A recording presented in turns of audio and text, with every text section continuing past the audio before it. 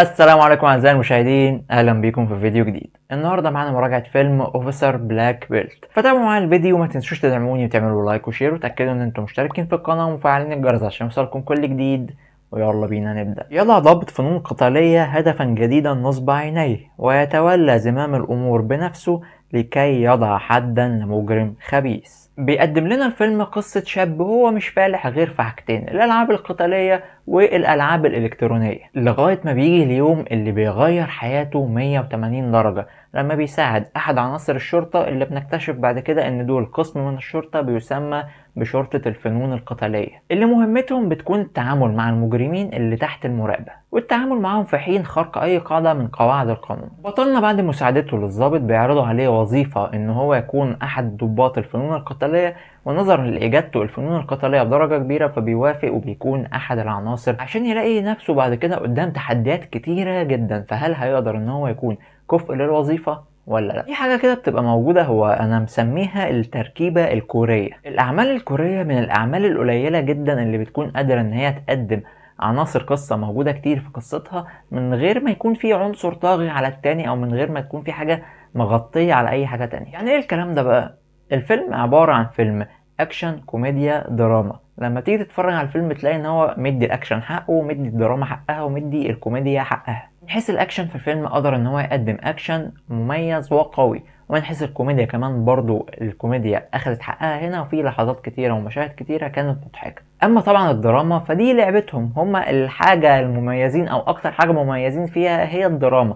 الدراما هنا بتكون موجودة معانا في نص الفيلم التاني، يعني ممكن وانا قاعد بتفرج في النص الاولاني بقول هو العمل ده يا ترى هيكون مفيهوش اي دراما ولا ايه، ولكن الفيلم قدر ان هو يبني للدراما بشكل كويس وقدر ان هو يقدم دراما كالمعهود من الاعمال الكورية. حاجة من الحاجات اللي كانت مميزة معانا في الفيلم وهو رحلة تطور البطل بتاعنا.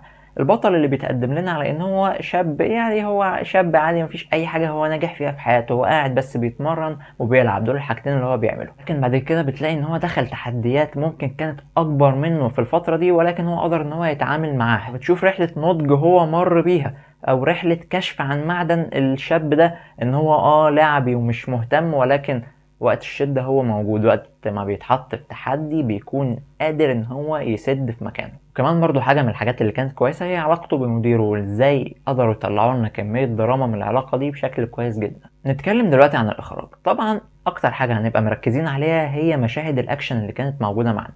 مشاهد الأكشن هي كانت مصممة بشكل حلو وكانت منفذة بشكل كويس جدا، ولكن أنا عندي مشكلة بسيطة بس معاها، وهي مشكلة المثالية زيادة عن اللزوم للبطل بتاعنا. بمعنى إيه؟ بمعنى إن إحنا بنشوف مشاهد أكشن كتيرة موجودة اللي هو الناس الاشرار اللي موجودين معاهم اسلحه، معاهم حاجات، وما عندهمش اي نوع من التردد ان هم يأذوا البطل او ان هم يقتلوه، في حين ان البطل بيتعامل معاهم بكل مثاليه وهو غرضه ان هو يخليهم عاجزين بس عن ان هم يردوا الضرب ليه بس، لكن ما يفكرش مثلا ان هو يعور حد، ان هو يأذي حد.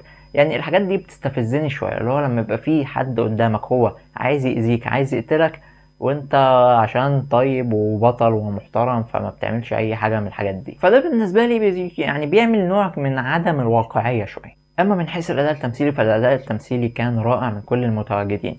كيم وو بين عمل دور رائع، رغم ان في البداية كنت بحس ان هو يعني كبير شوية على انه الشاب اللي هو مقدمينه، ولكن هو قدر ان هو يعمل دور رائع. مراحل تطور الشخصية طبعا اللي اتكلمنا عنها من شوية قدر ان هو يقدمها بأداء تمثيلي كان حلو جدا. وكمان كيم سونج كيون برضو اللي قدر يعني ان هو يعمل اداء تمثيلي كويس. طبعا الناس دي هم يعني لو انت متابع للاعمال الكورية فهم معروفين بالنسبة لك، انت لو متوغل بقى في الاعمال الكورية فاكيد انت عارفهم، ولكن لو انت تابعت حتى المسلسلات المشهورة بس فاكيد انت عارف الناس دي وعارف ان هم ممثلين تقال وبيعملوا اداء تمثيلي حلو. تقييمي للفيلم هو 7.5/10. زي ما قلت ان الفيلم قدر ان هو يقدم اكشن وكوميديا ودراما بشكل كويس جدا، وبالنسبه لي هو كان فيلم مفاجئ الصراحه. انا كنت متوقع ان هو مستواه هيكون اقل من كده، ولكن هو فاجئني بالمستوى القوي اللي هو كان فيه.